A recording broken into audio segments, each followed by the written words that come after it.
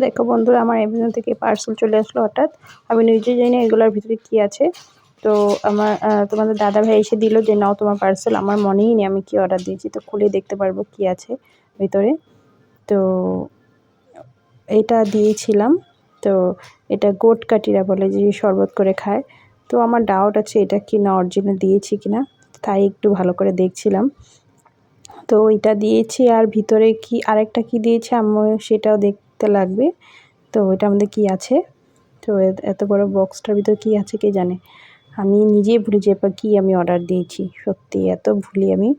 তো এটার ভিতরে কি হইতে পারে, আমি ভাবছিলাম সুনুর ওয়াইপস, কিন্তু না, সুনুর ওয়াইপস ছিল না, ভিতরে ছিল আমলা, শিকাকাই আর